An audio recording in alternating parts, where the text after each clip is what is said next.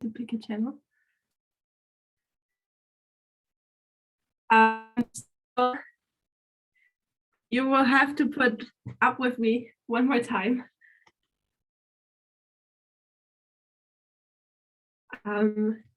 Due to Tuanze kwa ombi.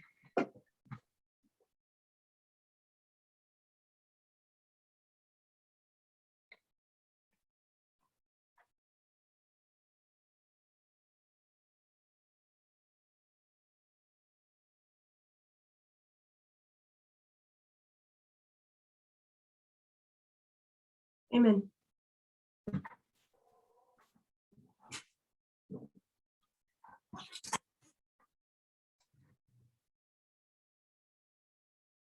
So my subject at this camp meeting was the importance of the nature of man.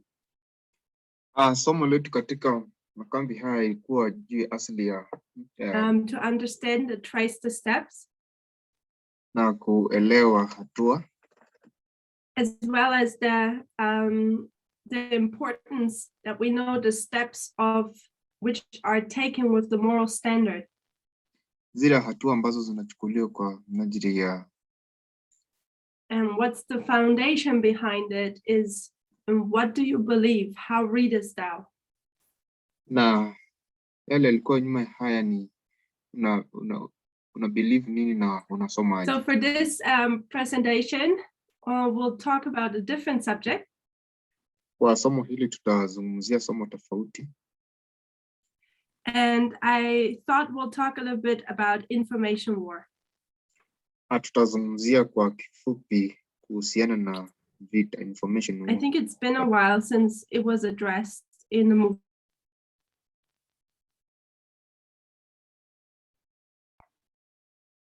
And I'm acknowledging that information war is a huge topic. Vita vya habari ni somo kubwa sana. Nakubaliana na hilo. To be an expert.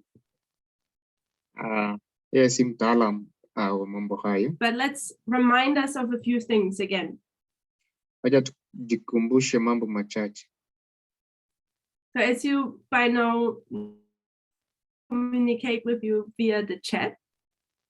Ataendelea kuzungumza nasi kupitia.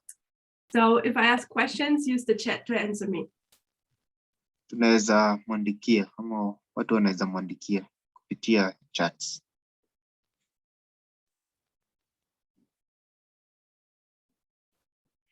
But I come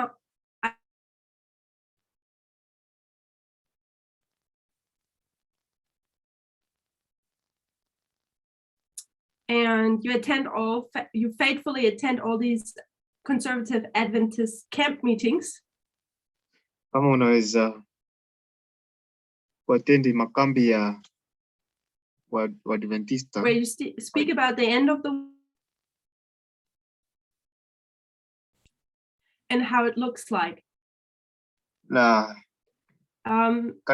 Germany is especially influenced by Walter Veith. Ujerumani imekuwa influenced by Walter Veith. Section is influenced by him. Baadhi wameathiriwa na yeye. And I want us now to go a little bit back. Anataka rudi nyuma kidogo. Back.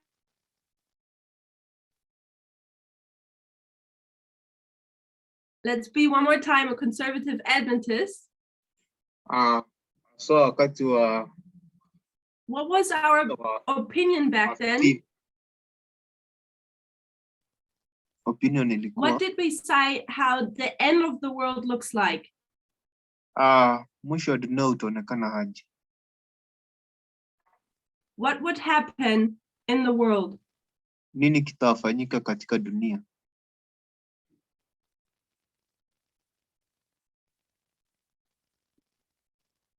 What are they shortly before Christ's coming, shortly before the Sunday law? Nini kitafanyika kabla Kristo hajarudi na kabla ya sheria ya Jumapili? War, persecution. Kule kuteswa kwa watu. Persecution again. kuteswa, hiyo ni majibu ambayo watu wameandika. Wars and rumors of wars. Kuna ule fununu ya natural disasters. Kuharibika kwa mambo ama disaster. So let me ask you, wars. Atauliza kitu ambacho atauliza ni microchip, okay, one world order. Kupangwa kwa dunia. Yeah. How does the war at the end of the world look like? Vita katika mwisho wa dunia itaonekana aje? Remember, we think as a conservative Adventist at the moment. Tukumbuke kuwa sasa hivi tunafikiria kama hot wars, wanavithina, chaos in the world, kutakuwa na matatizo mengi katika nuclear weapons, I guess. Kama kubomiwa. What kind of weapon is often also addressed? Ni vyombo vipi vya vita ambavyo vinaasiliwa? But we often forget to mention when we talk about these things in the movement. Ambazo tunazungumzia wakati tunazungumzia mambo haya katika hii harakati ya mavuno. What are people also afraid of? Ni kitu kipi ambacho watu wako na uoga nacho? So it's war, it's a nuclear war. Vita vya mabomu kama nuclear. And there's a different type of weapon. Na kuna tofauti ya vyombo vya vita. If vita. you have a guess, write it into the chat. Yes. Biological weapons. Pia na vile vita vya chemical weapons. Kutumia kemikali. So as Adventists, as conservative Adventists, this is also in our back of our mind. Kwa hivyo haya kama Waadventista wa vithina, haya yako katika mabongo yetu. And then what is happening to our financial system? Ni kitu kipi kitafanyika katika masuala ya kifedha? Financial crash. Kuanguka kwa hali ya kifedha ama uchumi. Collapse. Kuna kuanguka. And then now that I have the chance now, I need to disappoint every conservative Adventist.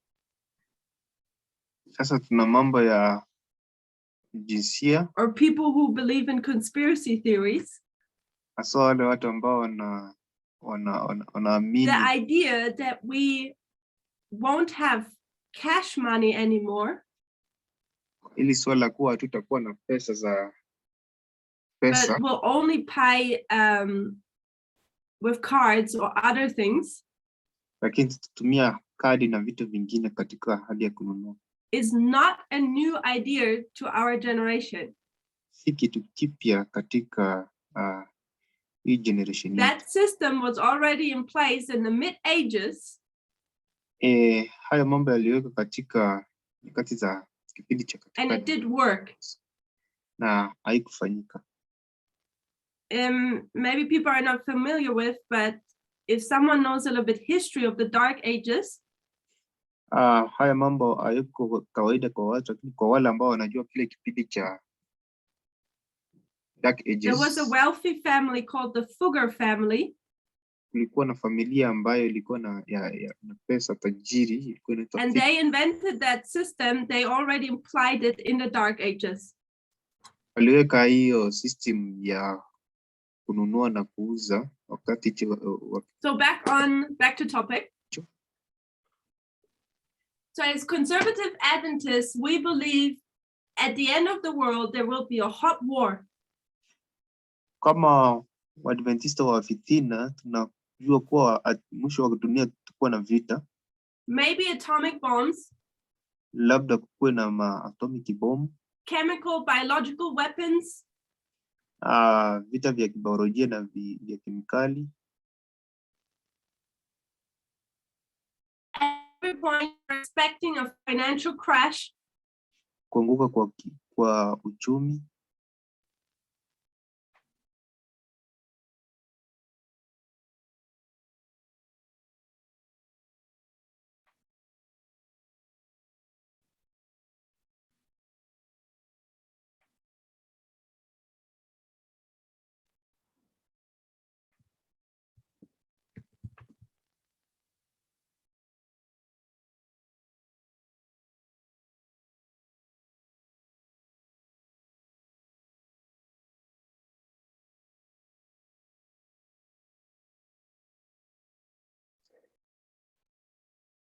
I'm back.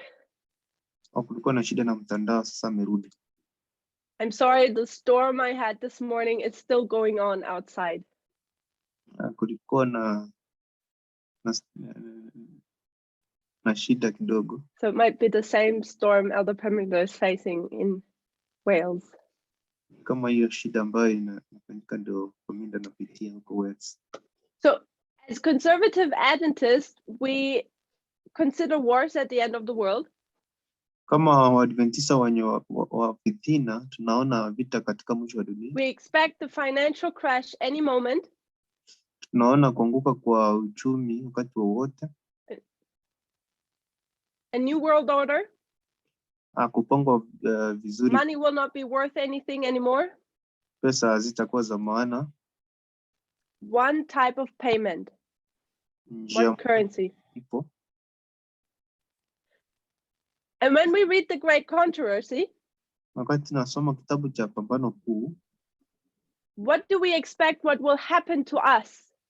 Ni kitu kipi ambacho tunadhania kinaweza tufanyikia sisi as faithful Adventists? Kama Waadventista waaminifu. Persecution. Kule kuteswa. And when you are being persecuted, what do?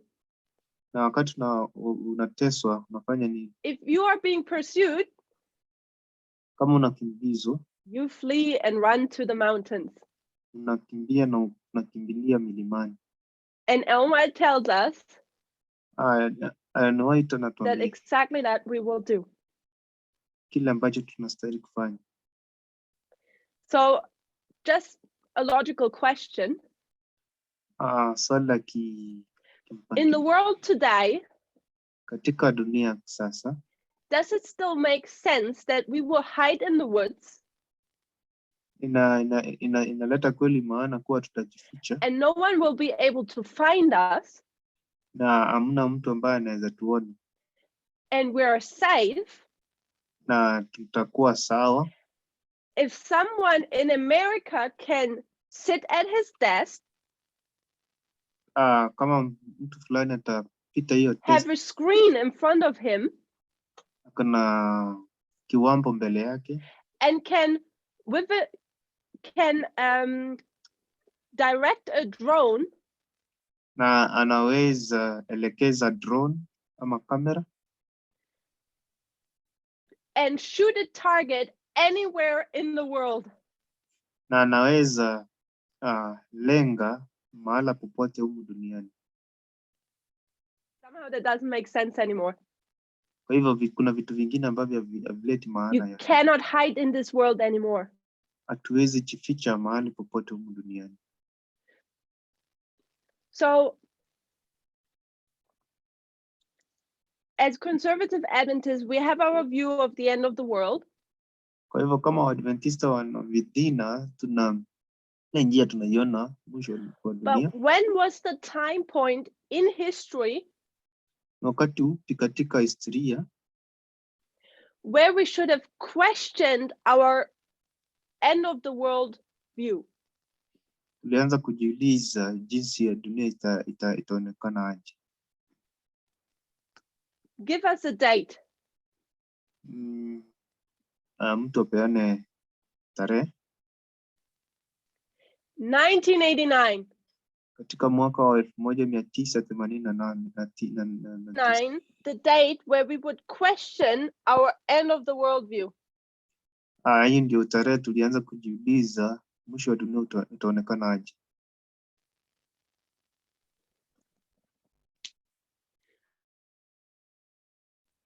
Ended 1989. Katika huu mwaka.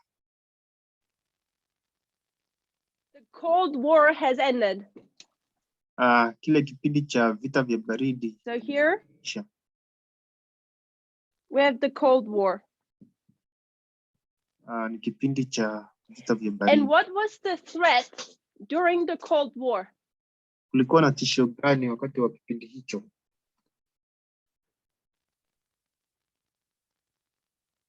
Was a nuclear threat.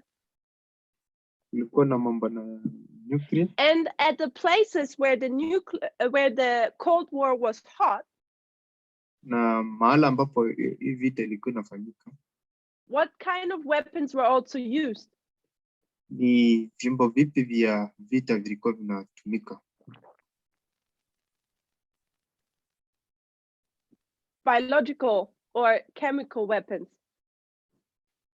Vilikuwa ni vyombo vya kibiolojia na kemikali. I want us that we remember that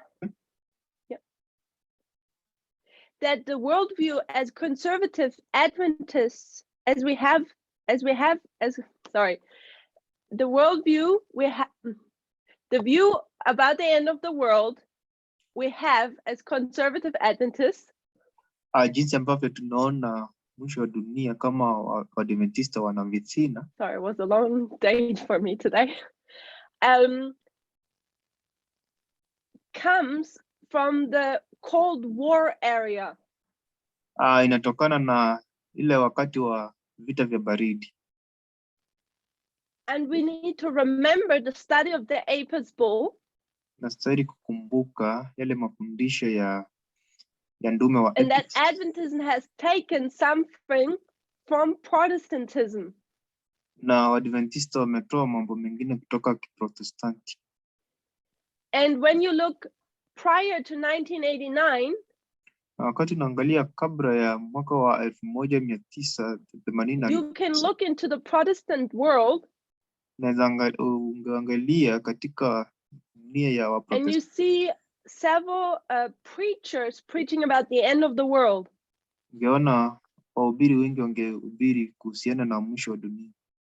And the conservative Adventist mindset is very similar to what Protestant has taught then.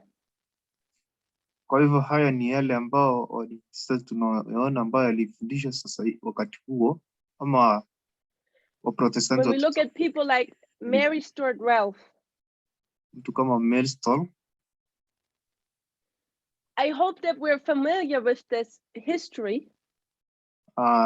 Anaamini kuwa watu wengi wanajua. Otherwise, I suggest that we have to watch one more time. Nasema lazima watu kama ni hivyo watu waende waangalie Albert Tess's series of Australia when she addressed those things. Mafundisho ya Tess wakati alikuwa anafundisha mambo haya. So 1989 is a turning point. Katika huu mwaka wa 1989, the Cold War is ended. Vita vya baridi vilikuwa vimeisha. And what is being invented? Ni kitu gani ambacho kimeletwa? Internet. Mtandao. So I know it's a bit of a process, but we'll mark it at 1989. Tunajua ilikuwa ni process lakini tunaweka katika. And as students of prophecy, na kama wanafunzi wa what we should be as Adventists, atustahili kuwa kama Waadventista, is that at this date we should have, all light should have come on for us. Kwa nuru ingekuwa imeonekana kwetu. We should have understand that there is a change of dispensation now. Tungejua kuwa kuna mabadiliko in world history, katika in external events, katika mambo ya nje, external events. Because now with the invention of the World Wide Web, kuletwa kwa huu mtandao,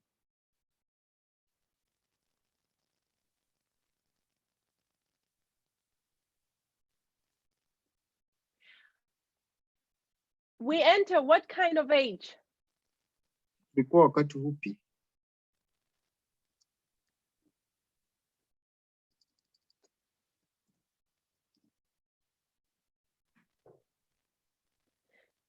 Okay, so with the invention of the World Wide Web, kwa kugunduliwa kwa mtandao wa World Wide Web, what kind of age started? Ni kipindi kipi cha wakati kilianza? Perfect, the information age.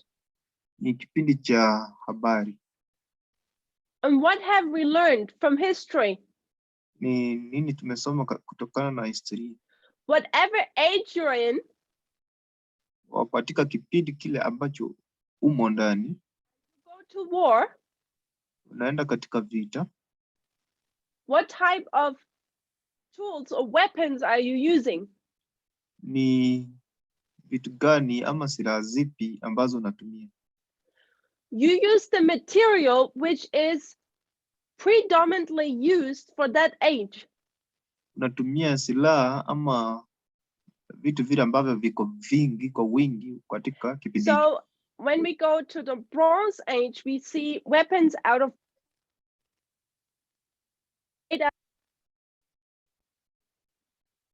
Kwa hivyo tukienda katika kipindi cha wakati wa bronze ama shaba, tunatumia when we're in the Iron Age, we see weapons out of iron made. Ukienda katika wakati wa chuma, ni vyombo vya chuma vinatumika. So when we're now in this information age, na wakati tuko katika kipindi cha habari, and we are entering a digital age, na wakati tunaenda katika kipindi cha dijitali, ama what should we expect tunatarajia nini when it comes to weapons? wakati inakuja katika swala la silaha?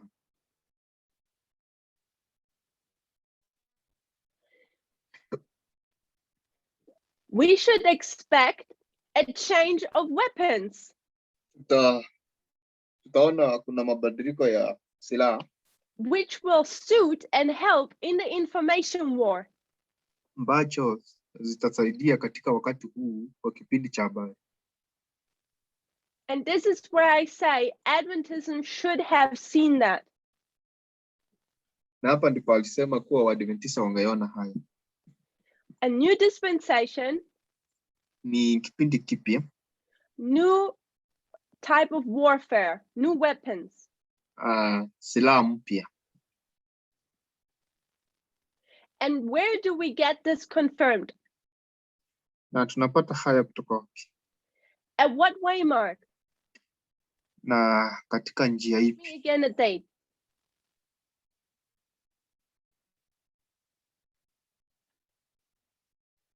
It's not 9/11, it's not 2001. Si mwaka wa kipindi cha 2001 ama not 2014, not 2016, not 15, not 3, not 18. Someone said it. It's 1996. Ni katika kipindi cha mwaka wa 1000. So why would we get this confirmed in 1996? Katika hicho kipindi 1996. And maybe I tricked you with the way how I use the words. Labda alichanganya vile alitumia maneno hayo. Because normally we say at 9/11, that's the confirmation of the message. Sababu wakati mwingine tunasema katika kipindi cha 9/11. But I'm marking here 1996. Nakubalika. Katika hichi kipindi cha 1996.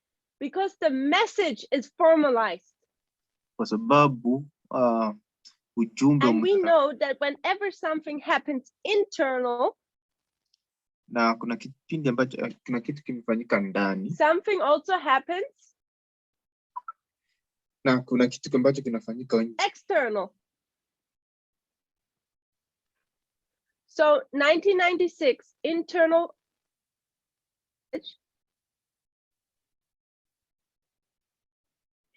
and what is happening externally? Na ni kitu kipi kinafanyika huko nje. So information streams, kuna njia mbili za kuelewa habari. CN, Fox News. Kuna kituo cha habari cha CN na kuna kituo cha habari Fox.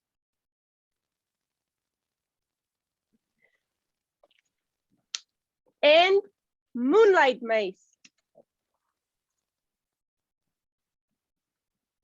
Na What was Moonlight Maze? kuna kitu kinaitwa Moonlight Maze. Cyber attack maze.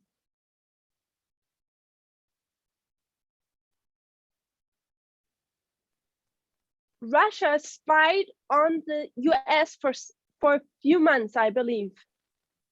Kwa hivyo tunaona Russia aki-attack ya Amerika. And this is confirming this turning point here. Kwa hivyo hii inajaribu kuthibitisha New dispensation, kuwa tuko katika kipindi kipi. new weapons. Na silaha ni mpya The ambazo Cold War has ended. Vita vya And after baridi vimeisha. decades, Na miongo imepita.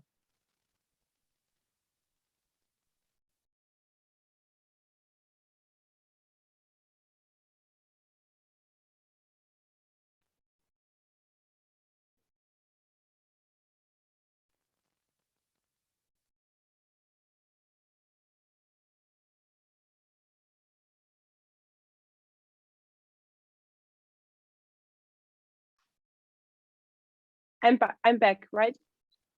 Pole, kulikuwa na shida na mtandao. Okay, so think about 1989, the Cold War ends. Katika hichi kipindi cha 1989, vita vya baridi vilikuwa vimeisha. And Europe has experienced 2 world wars. Hapo awali kulikuwa na vita mara The mbili. Second World War had even more impact worldwide than the first. Na vita vya pili vya dunia vilikuwa na madhara makubwa kuliko vya And kwanza. right after the Second World War, you have the Cold War. Na baada ya vita vikuu vya pili vya dunia kuna vita Which baridi. in places like Africa Ambavyo kama sehemu kama Afrika and Asia was even a hot war. Na Asia vilikuwa ni vita. You have decades of this nuclear threat. Na kuna hii miongo ya mambo mapya cross-line. People are tired of war. Watu wamechoshwa na vita. And what do people scream for? Na ni kitu kingine kipi watu wanalilia? What do people wish for? Watu wanatarajia nini ama wanapendelea nini? Peace. Amani. So people are striving to get some rest and some peace in this world. Kwa hiyo watu wanajaribu kupata amani katika hii dunia. To start new wars gets really unpopular. Kupata dunia mpya. But the conflicts are not solved. Lakini vita havipo hivyo. What has changed now is the battleground. Kitu ambacho kimebadilika ni mahala pa kupigania vita. And the weapons. Na silaha za vita. And the war which was present in the Cold War. Na vile vita vilikuwa wakati wa vita vya baridi. Sometimes we can still see it up front. We can still see we can see publicly still the war. Tunaweza ona katika hadharani vita. But as we research more, we see that modern wars. Na wakati tunafanya utafiti kwa undani tunaona vita hivi vipya are more and more fought in the dark. Na tunaona kuwa vita hivi vinapiganwa katika mahali ambao either by proxy wars, labda kwa njia ya proxy, by information wars, njia ya vita vya cyber attacks, kupitia cyber.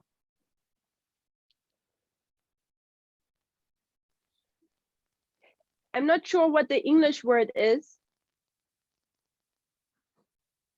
I'll translate it literally from the German. It would say wars in the shadow.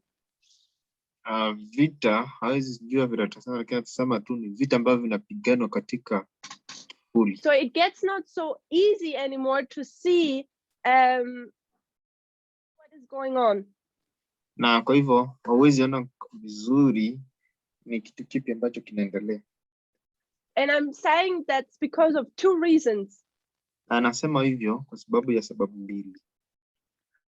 One, because this way of making war is much more efficient and cheaper. Kwa sababu njia ya kwanza ya kufanya vita ni rahisi na doesn't cost as much life, na haidhuru mambo mengi, and can apply much more pressure on your enemy. na inaweza weka nguvu nyingi kwa adui wako. And the second reason is that I suggest public opinion wants peace often. Kitu cha pili ningesema ni kuwa ni ile watu wanataka amani. So let's continue a little bit with this information age line. Hivyo acha tuendelee na hii laini ya vita vya habari. What happens at 9/11? Ni kitu gani ambacho kilifanyika katika mwaka wa mwaka 1000? What do we mark? 2001. 9/11. In the line of information. Katika kipindi cha habari. We have moonlight maze here. Tuna hichi kitengo ambacho kinaitwa. What happens at 9/11? Ni kitu gani kilifanyika katika mwaka wa 9/11 ama Septemba? What law is passed? Ni sheria gani ambayo imepitishwa? The Patriot Act. Ni sheria ya Patriot Act. So now we're seeing that people are being spied on. Sasa tunaona watu wanaendelea kuchunguzwa under the motivation of guarding the country from terrorists. Na kwa wanasema wanataka kulinda nchi kutokana na hawa waharibifu. What's the next way, Mark? Hatua ya pili ambayo inayofuata ni gani? See if someone knows. What's the next way, Mark? We mark. 2003, we're getting close.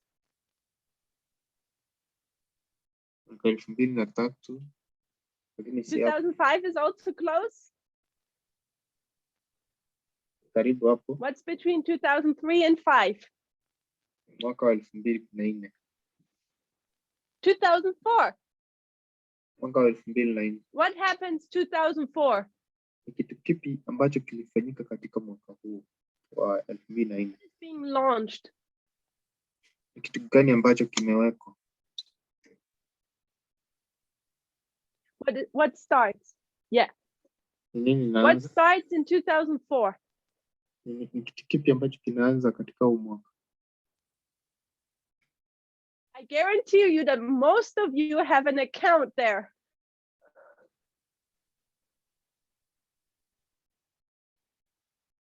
Not about direct war, we're in the line of information war. Si mambo na vita vya. It's Facebook. Kitu ambacho kinaanza. Facebook is being launched. Facebook inawekwa. And we know that Facebook was a turning point, and we're starting to have social media within our society. Kwa hivyo uzinduzi huu wa Facebook ulikuwa ni mabadiliko katika. And since Facebook, others have come. Baada ya mtandao wa jamii kuna mambo mengine. What's our next stage? Hatua nyingine ni gani?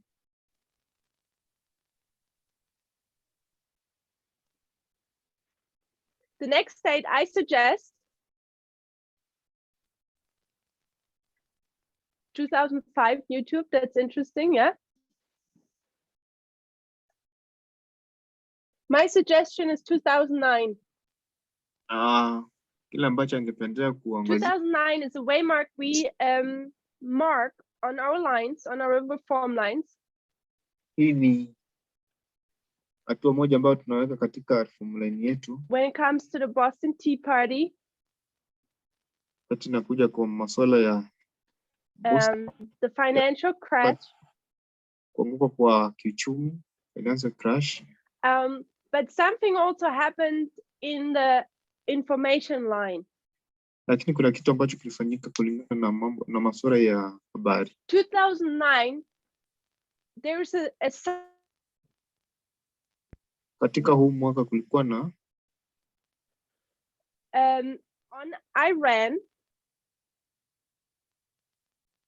and their nuclear companies. kwa Irani kulikuwa na I'm sorry if I don't use the proper English terms for this.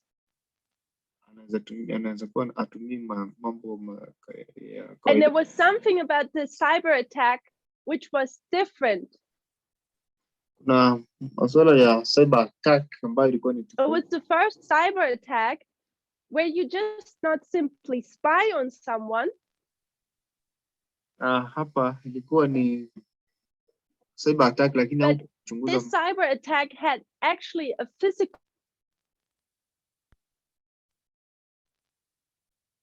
Kwa hivyo mashambulizi haya ya kimtandao ilikuwa ni So the physical. nuclear plants of Iran were largely damaged by that cyber attack.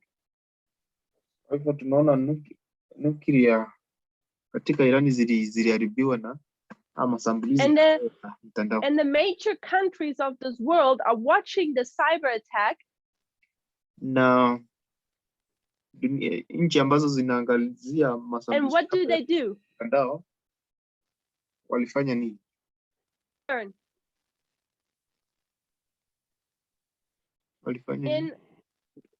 From that moment onward, you see how cyber attacks are continuously growing in the world. Kwa hivyo kuanzia wakati huo tunaona mashambulizi ya mtandao yanaendelea kukua kila kuchao.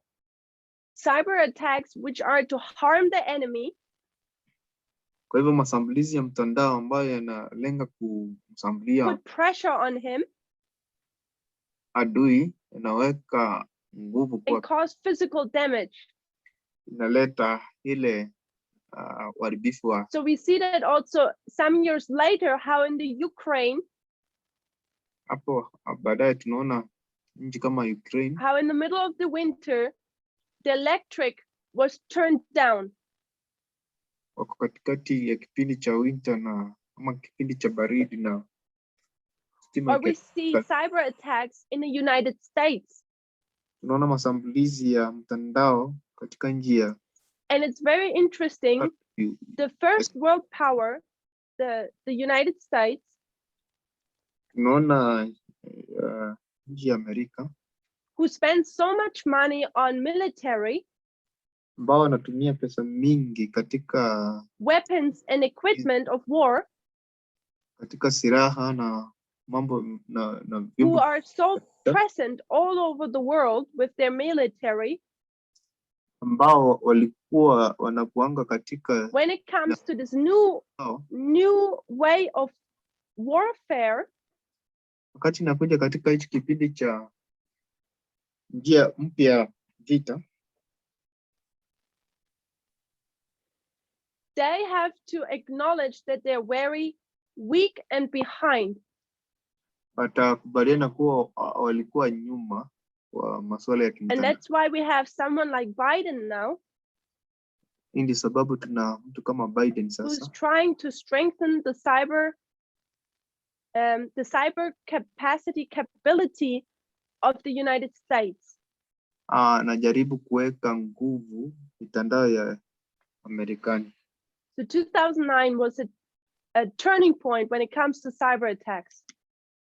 Kwa hivyo katika mwaka wa 2009 ndio ilikuwa ni mabadiliko ya. What's a major waymark? Na hatua nyingine, We know 2012 mwaka wa 2012 is connected with 2014. inaunganishwa na mwaka wa 2014. And what do we mark there? Tunaweka nini hapo? Cambridge Analytica. Hii kampuni ya Cambridge Analytica. So SCL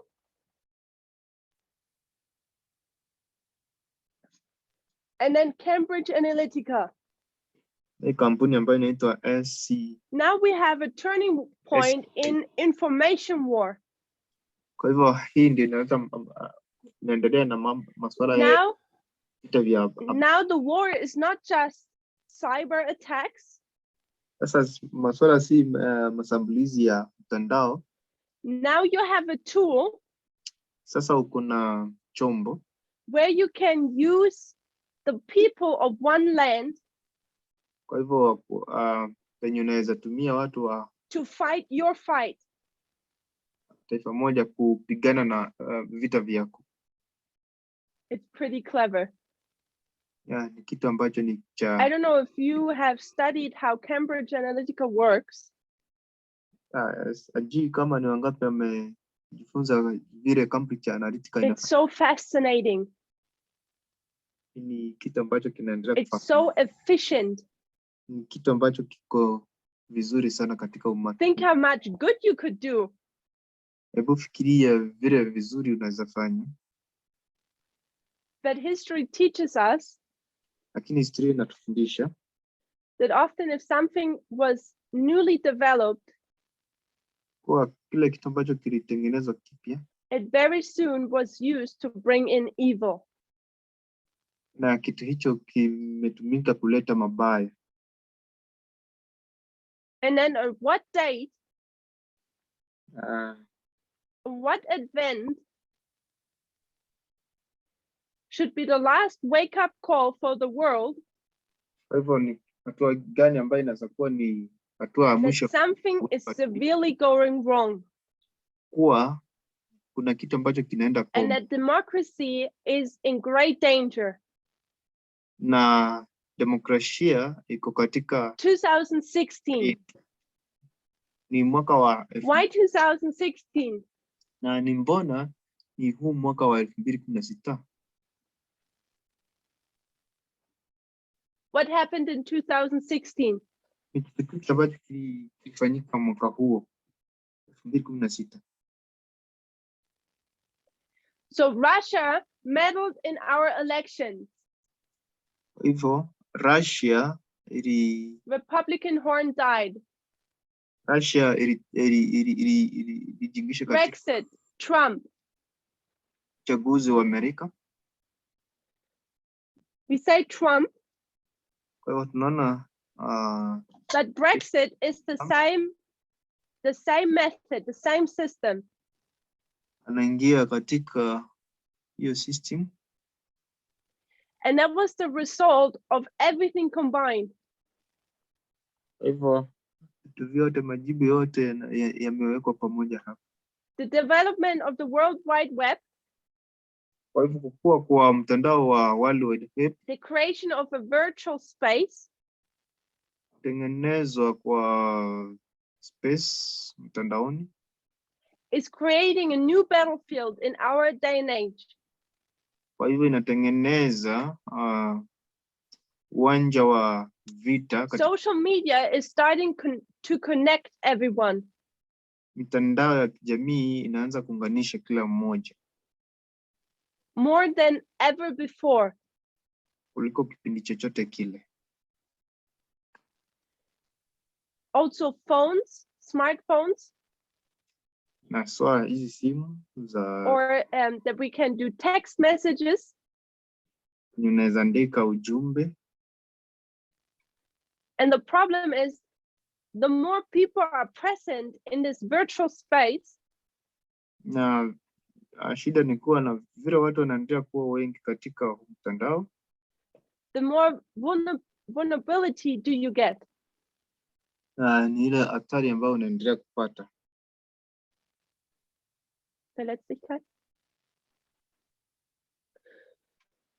So, and what happens in 2000, I marked 16, but we know that it started before.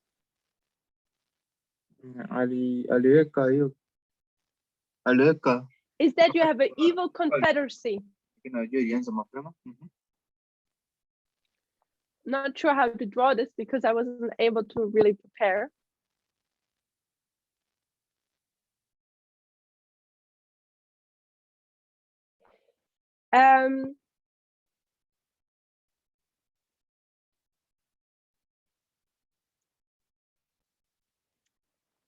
Let's see if we can do that. Let's take America as an example, Cha tuchukulie Amerika kama mfano, but we know that this example has worked everywhere in the world. lakini tunajua kuwa mfano huu umefanya kazi mahali popote duniani. And recently, Germany had elections. Hivi karibuni Ujerumani ilikuwa na uchaguzi. And you would think that Germany, watching 2016 and what is happening to the United States, Na unaona Ujerumani inaangalia ni kitu kipi ambacho kilifanyika katika Marekani mwaka the European Union suffering under 4 years of Trump, mataifa ya Europa yana shida na you would think they would learn something nao watafanya kitu, watazindua kitu and say what can happen to America, Europe. Kwa hivyo Ujerumani nayo itasema kile ambacho kilifanyika katika Amerika, in this case Germany, wakati Ujerumani, and you would think states would take pre-actions. Na kwa hivyo watu watachukua zile hatua za kwanza mapema. The Laodicean condition is not just in the Adventist Church. Kwa hivyo hili swala la Laodikia, it seems like that pekee prophecies inafanyika kila mahali, are equally asleep. Pia ni kama The attack, the German election was majorly waged.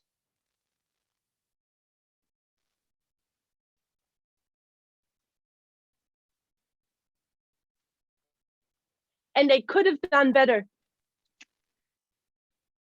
but they wasted the time they had. Kwa hivyo na walipoteza muda wao ambao walikuwa nao. Let's look a little bit closer to information war and how it works. Tuangalie kwa karibu vita vya. So when I live in America, in the Bible Belt in the South, tukiwa Amerika ya Kusini, what am I most likely? Wewe ni nani? A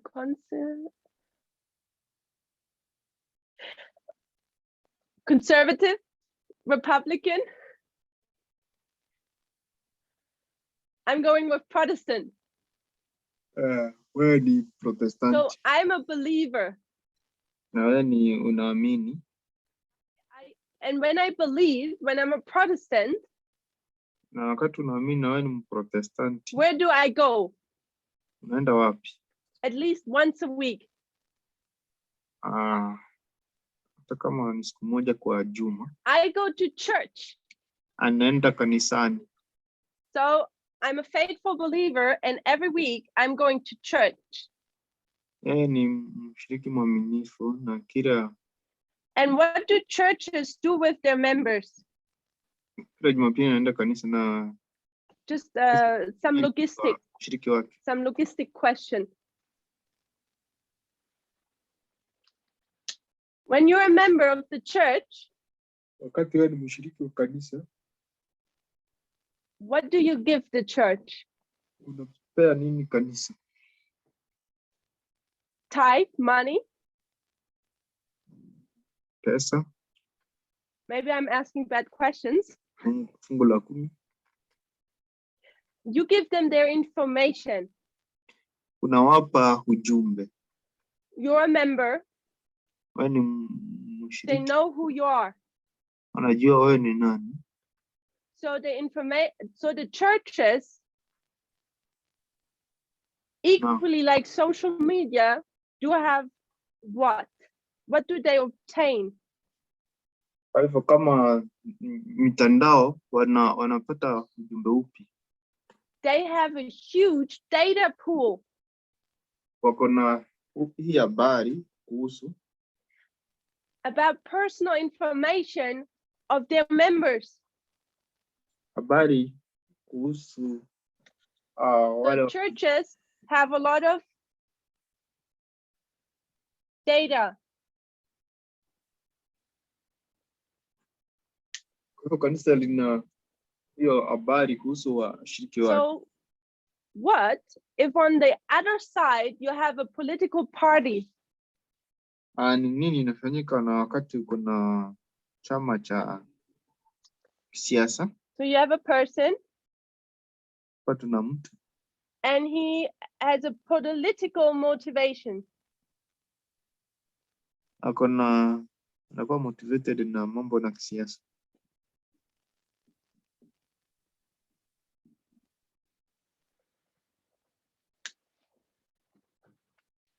What party in America is political motivated? Ni sehemu ipi ya Amerika ambayo iko inachangamka kuhusiana na mambo ya kisiasa? Republicans. Ni Why are they so motivated? mbona wanakuwa motivated?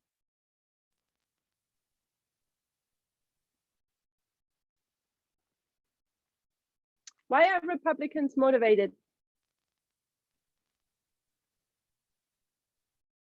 They are losing. Wanapoteza. Why are they losing? Wanapoteza ni because the Democrats are winning. Kwa sababu wana democratic Type of where society goes. Jinsi jamii inaenda. The majority of society ndio wengi katika jamii is approaching steadily a more liberal mindset.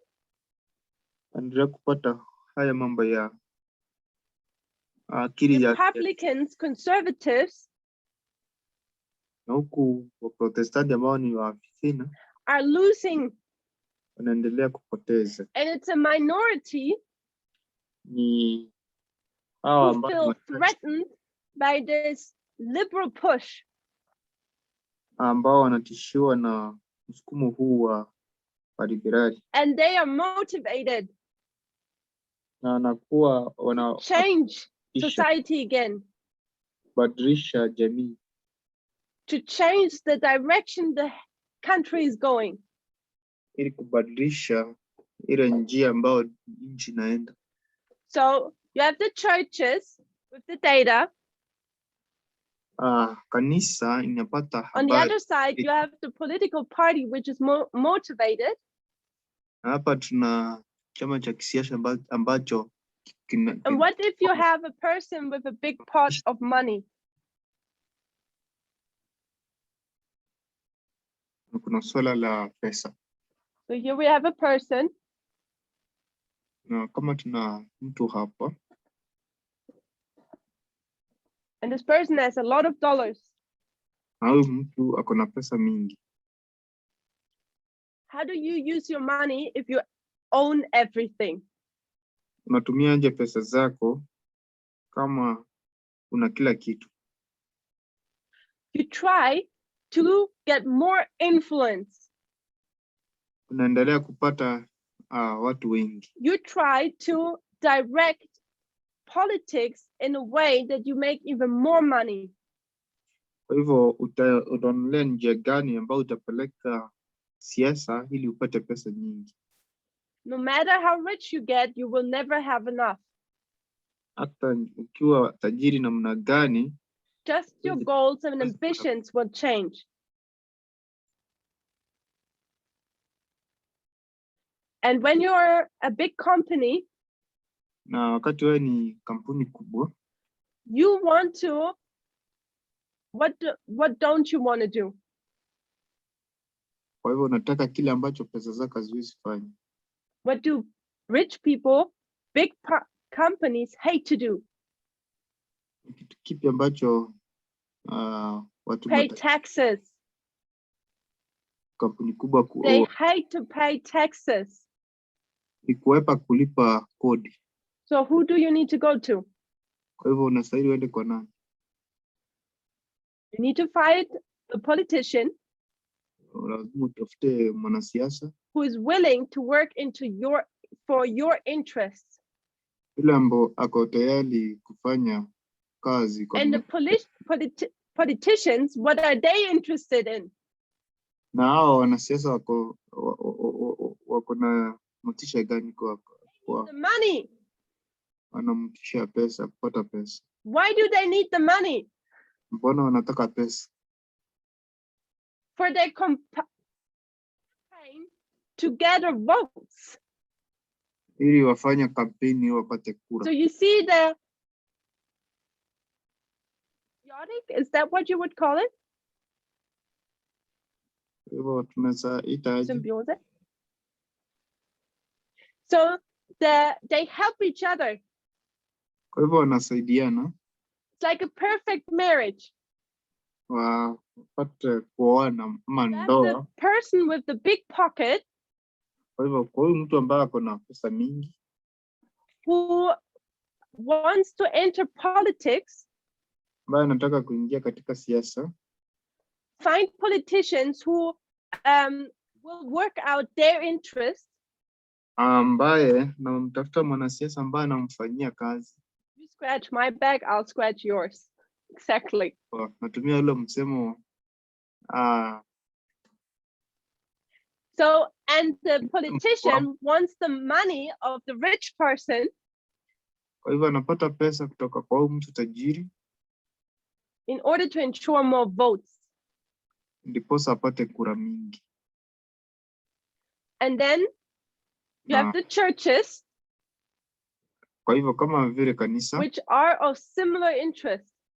ambao wako na ile interest kama The ya churches want to reach out to whom?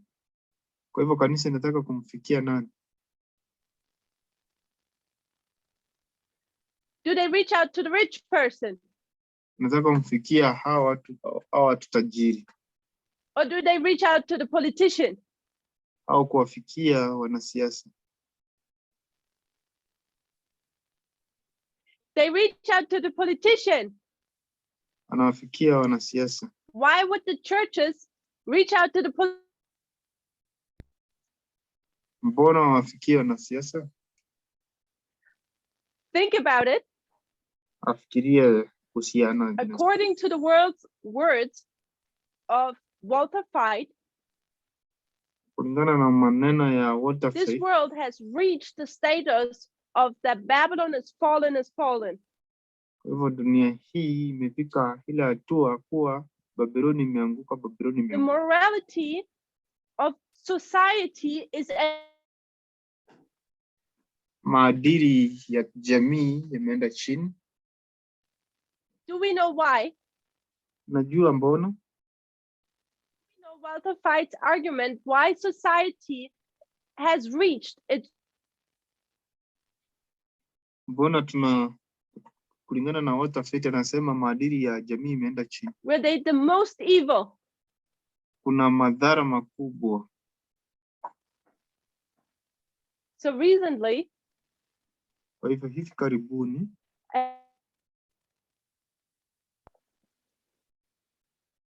he has preached the moral apostasy of the world are three things. Kwa ile apostle sema kuanguka kwa maadili. First thing, tatu. Kitu cha kwanza, confusion. kuchanganyikiwa. When he was little, wakati alikuwa mdogo, boys would wear blue, girls would wear pink. Vulana wangevaa blue na wasichana. And today, children need to decide if they're a girl or boy. Ana siku hizi ni mtoto That was reason number one of him. Kwa hivyo hilo ndi swala mojawapo. Reason number two, sababu ya pili, abortions. kuafya mimba. How evil is society to allow abortions? Kwa hivyo katika jamii kuna shida ya kuafya mimba. Reason number three, sababu ya tatu, the last reason he's mentioned in his sermon, LGBTQ. ni swala la ndoa. And who is sharing the mindset of Walter Fight? Ni nani ambaye anatumia haya mambo ya akili ya Walter Fight? Remember the Apis bull. Kumbuka ile vitu za Apis bull. Where does Walter Fight get his message from? watafiti amepata ujumbe huu wake kutoka wapi? Apostate Protestantism. Ni ile Waprotestanti ambao walianguka. The churches see the evilness of society. Kwa hivyo kanisa inaona ubaya wa jamii. The push into the liberal direction. Wanawasukumia wanauria. Away from God. Ambao What does Ellen White tell us? What will the churches in America do? Anatuambia nini kwa makanisa ya Amerika yatafanya? Where do they go? Wanaenda wapi? To what person? Kwa mtu yupi? Huyu mwenye tajiri. They will go to the government. Wataenda katika serikali. They will try to find politicians watajaribu kuwafikia who will work in their interests. ambao watawafanyia kazi. And what is their interest? Na motisha wao. What's the interest of the Protestant church in America? Motisha yao ni gani? To uphold their form of morality. Kutoa haya masuala ya kuhusiana na We talked this morning about, or last night for some of you, we talked about this moral standard. Kwa hivyo jana alizungumzia haya masuala ya. These churches have a moral standard. Kwa hivyo wako na ile standard ya maadili. And because of their view of end times, sababu ya vile wanaona mwisho wa dunia, they're reaching out to the politicians, watawafikia wanasiasa, and seeking help to have their morality enforced by laws. Kwa hivyo kutaka kuwa wale maadili yao yafikiwe kwa kupitishwa sheria. And this politician who is motivated, kwa hivyo huyu mwanasiasa ambaye what does he get in return from the church? Atapata nini kutoka kwa kanisa? It's not the money. Si pesa. It's votes. Atapata kura kutoka kwa because next Sunday when you go to church, sababu Jumapili ijayo wakati unaenda kanisani, and you listen to your preacher, na unamsikiza mhubiri wako, what will they tell you? Watakwambia nini? They preach to you. Watakuhubiria nini? Donald Trump is the anointed one. Watakwambia kuwa Donald Trump, he's the Cyrus, he will free us. Ni kama Cyrus ndiye atatuokoa. So do we see this play? Kwa hivyo tunaona mtego huu. How several groups of interest come together. Makundi mbalimbali yenye hamu moja yanakuja pamoja. Politicians who are losing, who want to gain control again. Wale wanasiasa ambao walikuwa wanapoteza sasa wanaanza kupata nguvu. Churches who want to have their morality enforced. Kwa hivyo kanisa zitataka maadili yao yatiwe mkazo. Because of a wrong view of end time events. Kwa sababu ya njia ambao ni mbaya ambao wanaona mwisho, mambo ya mwisho wa dunia. And you have people with big pockets. Na hao watu wenye mifuko wamejaa pesa. Like it was here with Robert Mercer, who's supporting the politicians. So they gain their interest. Kwa sababu ya ile hamu yao. So there's just one person is missing. Hapa sasa tunaona kuna mtu mmoja. Who's that person? Hayupo. Ni mtu yupi?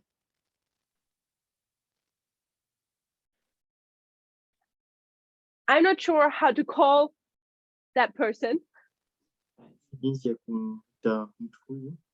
People say the Pope. What does the Pope have to do with the study? Pope.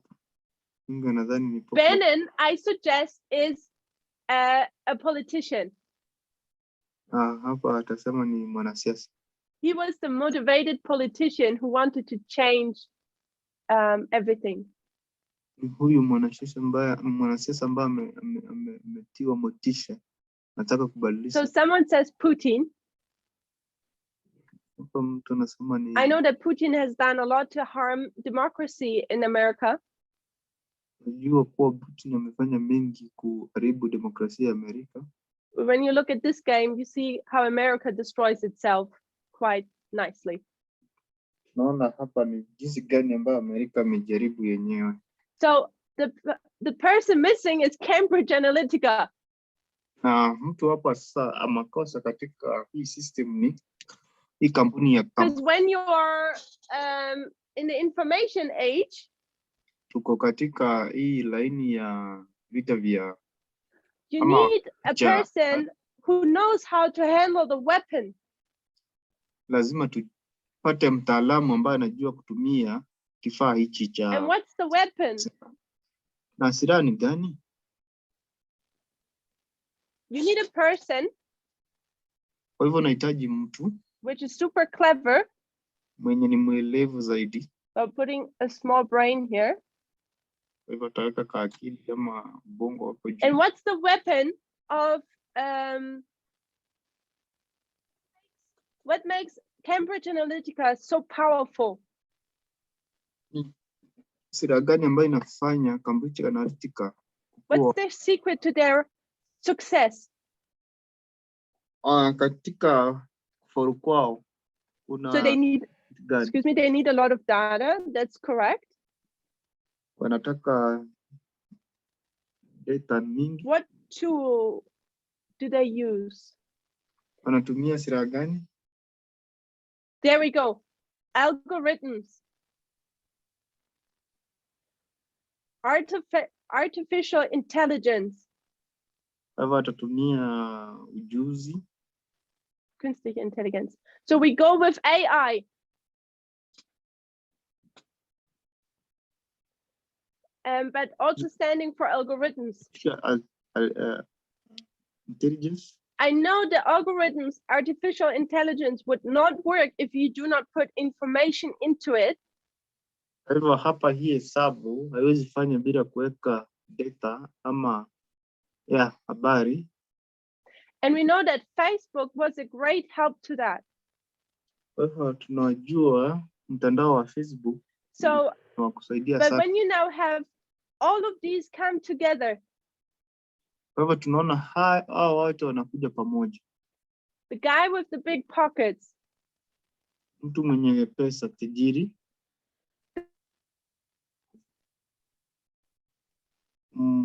the frustrated pastor in the church, huyu pastor katika and kanisa, ultimately a person who knows how to handle the weapon well, na pia huyu mtu ambaye anajua jinsi ya kutumia hii silaha, who all have a common interest, ambao wako na hamu moja, or share interests where they can work well together, ambao wako na hamu moja na wana share. That's how you get Trump. Hivyo ndivyo tunampata Trump. So we have the churches, Kwa hivyo tuna kanisa, we have wanasiasa, the politician, tuna tajiri, wanasiasa, and we have the weapon. na tuna hiyo silaha. And suddenly the world is not the same anymore. Kwa hivyo sasa dunia si vile ilikuwa hapo Because the kitambo. result was Trump. Kwa hivyo jibu lake ni Trump. In every country of this world, this is how it works. Kwa hivyo kila nchi duniani hii ndio njia. So in 2016, we see this happening in America. Kwa hivyo huu mwaka wa 2016 tunaona haya yakifanyika nchini Amerika. But what we can do is that we can take these various components. Kwa hivyo tunachukua hizi components. And then you go to your country. Na unaenda katika nchi yako. Who's who? Ni nani ambaye ndiye nani? What church is wanting to be active? Ni kanisa lipi ambalo linataka kutambulika? what politician is so frustrated and wants to change the course of the country? Ni nini inafanyika ili kubadilisha nchi? Who's the guy with the big pocket? Huyu ni nani ambaye ana pesa mingi, ambaye ni tajiri? And while you have in 2014 just Cambridge Analytica, Kwa hivyo naye anaangalia mwaka wa Cambridge. now there are hundreds of companies which work like Cambridge Analytica. Kuna makampuni mingi ambayo wanafanya kazi jinsi Cambridge Analytica wanafanya It's a kazi. major problem in Brazil. Hii ni shida kubwa ambayo imo huko Brazil. So many politicians just use that kind of weapon Kampuni nyingi zinatumia to ila help their campaign. kusaidia katika kampeni. This is a huge topic Kwa hivyo hili ni because somo. we could actually go now more into detail how this works here. Kwa hivyo angeenda kwa undani naona jinsi haya mambo ama And masuala we could go more into society na ingie katika kijamii and what this evil confederacy, or how the work of this evil confederacy creates fruits in society. jinsi gani kuungana huku kunaleta shida And katika how society is being affected by this game. na jamii inaathirika aje na mchezo huu. And democracy is being sold. Kwa hivyo demokrasia tunaona For ukiuzwa what price? kwa bei hipi? Did some people get richer Watu wengine wanakuwa tajiri who are already so rich? ambao walikuwa matajiri. But some people are just interested in getting a nice career. Wengine wanaendelea kupata taaluma mzuri. And that politicians are stubborn, Na wanasiasa wanasumbua holding fast on a model wakiangazia maadili which is outdated. ambayo yamepitwa na nyakati. Capitalism worked well after the Second World War, but not any longer. Kwa tunaona hii masuala ya Now capitalism is starting to harm more than it is helping. Na hayasaidii sasa hivi. And churches who read the Bible wrong. Makanisa yanasoma Biblia vibaya na kutafsiri. Remember how dearly our forefathers and foremothers fought for democracy. Najua jinsi baba wetu na mama How wetu many generations and wars were needed ni vizazi vingapi vilihitajika na vita to come to the point we're in now, to live freely in democracy. ili tuishi katika nje ya demokrasia kama sasa hivi tu. And this work Na kazi hii is being destroyed subtly. na hii kazi inaendelea kuharibiwa polepole In a few decades. karibu miongo ijayo michache. How sad is that? Ni kitu cha In closing, I want to read one quote. Kwa kufunga nataka some nukuu moja. It comes from the Bible commentary of Revelation 12, I believe.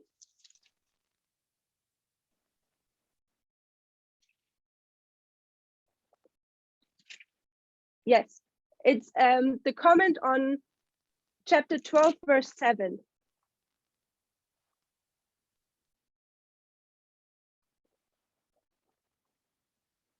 It's letter 114 of the year 903.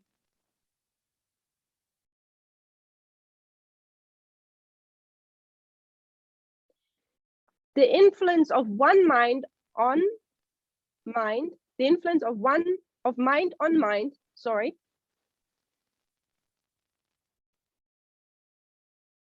so strong a power for good when sanctified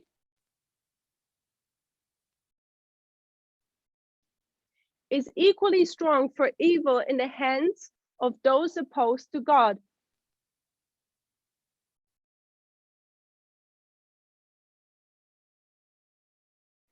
This power Satan used in his work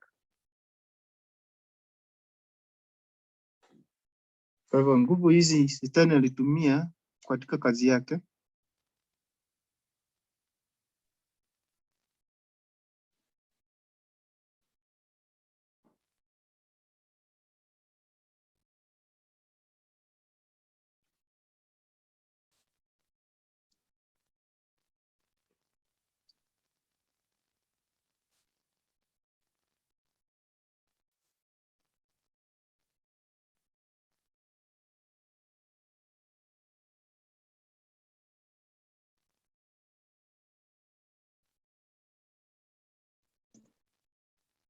sorry, last thing.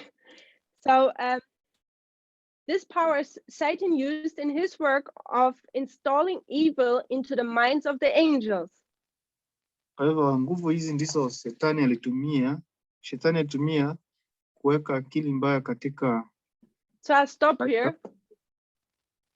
The Tasema. first sentence is important.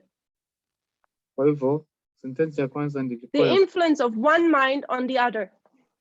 kwa hivyo ile influence ya akili So kwa nyingine. we're in an information war. Tuko katika information war Since 1989. It's developing, kuanzia mwaka it's growing, inaendelea and it's bearing fruit. na inaendelea kuzaa matunda. And especially with the pandemic, Haswa kipindi hiki cha usambazi we also can see its fruit. ambao ugonjwa wa corona unaona matunda. The thing is, we are not watchers of this war. Kwa hivyo ni kuwa sisi We're participants. Sisi ni washiriki. And when we look in information war and how it works, Na wakati tunaangalia hivi vita vya habari na social media, mitandao ya kijamii, text messages, kuandika ujumbe, or what we post in our status and on Twitter, yale ambayo tunaandika katika Twitter na wakati na yale tunaandika, we should bear in mind that we are part of the last conflict of this earth. Tuseme kuwa tunashiriki katika vita vya An information war between Satan and God. Hivi vita vya habari baina ya Mungu na Kristo And we all have an influence on the other mind. Kwa hivyo tuna ule ushawishi. And you should ask yourself the question, on what side do you want to be on? Kwa hivyo ujiulize uko upande gani? Do you want to be a good influence? Kwa hivyo unataka kuwa mshawishi mzuri? Or a bad influence? Ama mshawishi mbaya? So we should be watchful what we post and how we represent ourselves. Kwa hivyo tuwe makini kwa yale ambayo tunaandika mitandaoni. Because as a member of this movement, you're not just representing yourself. Sababu kama wewe mwanaharakati au but you're representing this movement. Nawakilisha vuguvugu hili ama harakati hii. Represent God. Na hii harakati na So let's be careful. Kwa hivyo tuwe makini. Let's close with a word of prayer. Tuombe.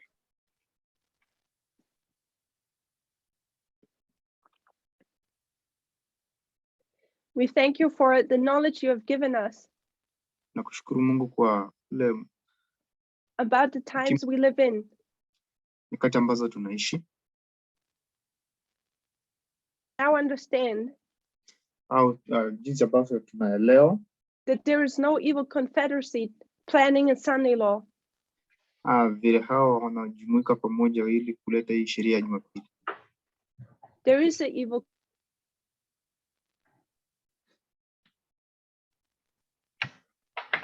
but there is a different goal suited for this generation Kuna mambo ambayo and for the warfare today. Naendelea kutukuza wakati huu. Lord, help us that we are watchful on the walls of Zion. Kwa hivyo Mungu tunakuomba usaidie tuwe makini katika ukuta za Zayuni. And that we guard ili tuweze kulinda